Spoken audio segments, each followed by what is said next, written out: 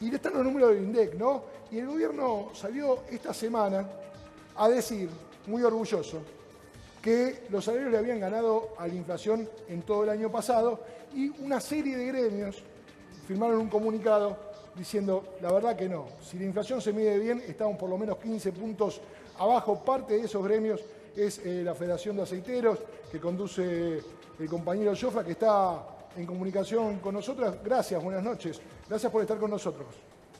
¿Qué tal? Buenas noches, gracias por llamarme. Bueno, Daniel Jofra, ustedes lo conocen, ha estado muchas veces en esta casa.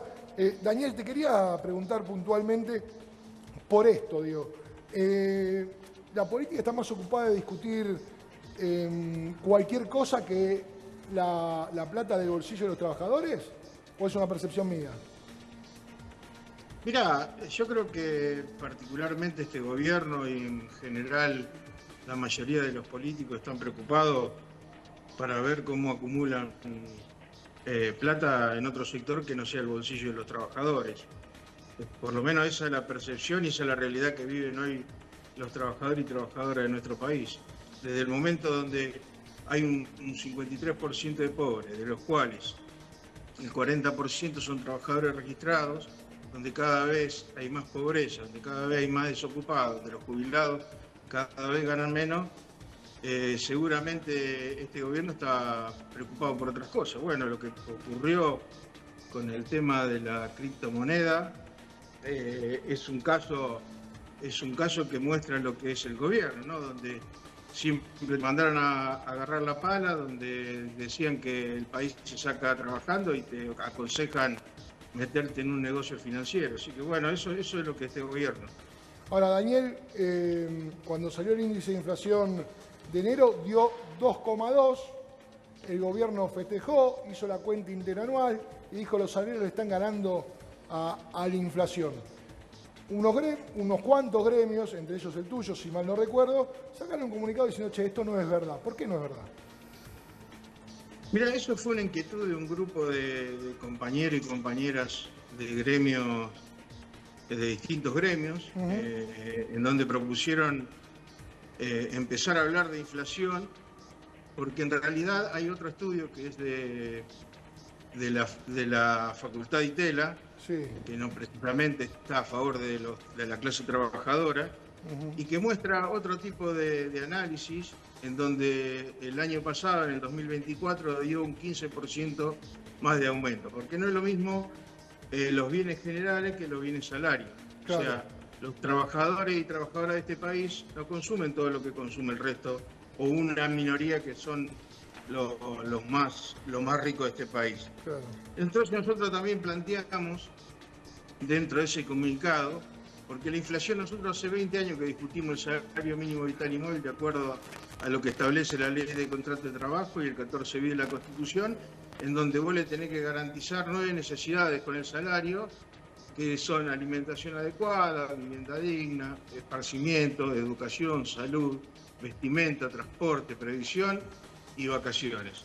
Entonces, cada una de esas necesidades tiene un valor. Y ese valor lo da el INDEC, nos lo damos nosotros, y a partir del 1 de enero ese valor debería ser para cualquier trabajador y trabajadora de este país de 1.900.000. O sea, el salario mínimo vital y móvil para tener las necesidades básicas satisfechas es casi 2 millones de pesos.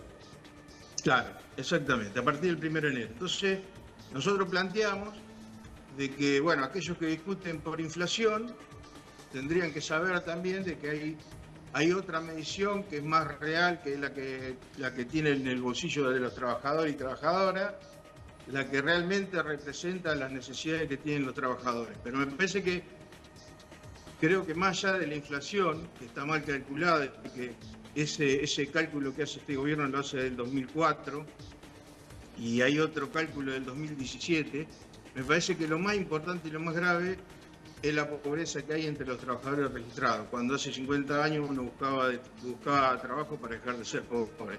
Tal cual. Daniel, te hago un punto ahí.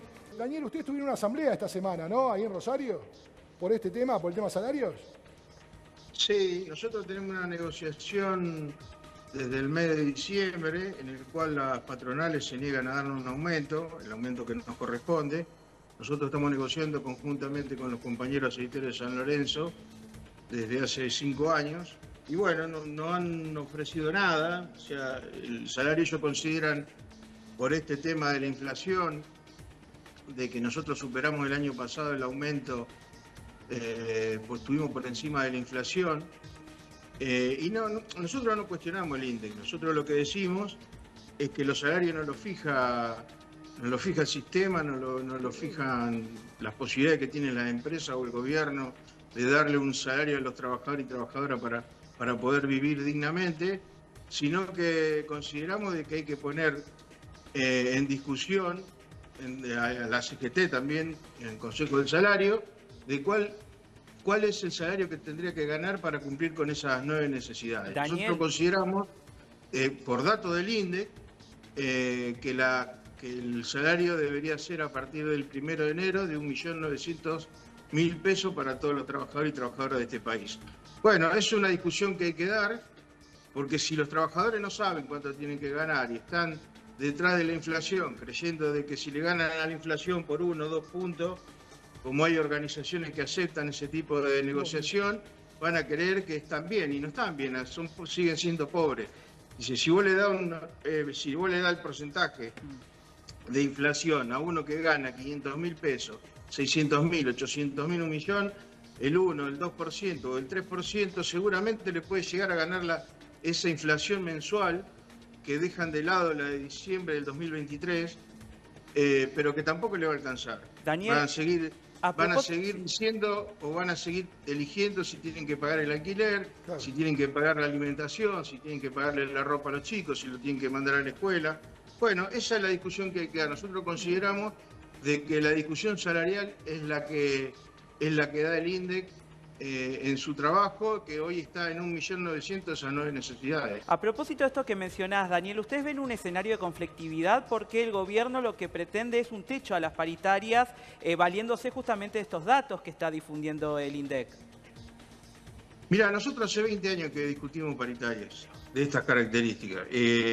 Siempre hubo techos. Obviamente que en otro momento hubo más flexibilidad para la negociación, pero nosotros hemos hecho huelga, 25 días de huelga en el 2015, 22 días de huelga en el 2022, 7 días de huelga el año pasado. Me parece que primero, para poner un techo inflacionario, un techo salarial, tendría que haber salario que alcance para que los trabajadores y trabajadoras vivan dignamente. Si no, no se puede poner un techo inflacionario, un techo salarial. Hay que ver cuál es el salario que deben cobrar los trabajadores para vivir dignamente y cumplir con las 9 necesidades. Si todos los trabajadores alcanzan ese salario, seguramente el movimiento obrero va a aceptar, si no, no lo va a hacer. Daniel, gracias por este ratito con nosotros. No, gracias a ustedes, un abrazo grande. Ahí estaba Daniel Jofra, secretario general de la Federación de Aceiteros, dando su punto de vista sobre el tema INDEC.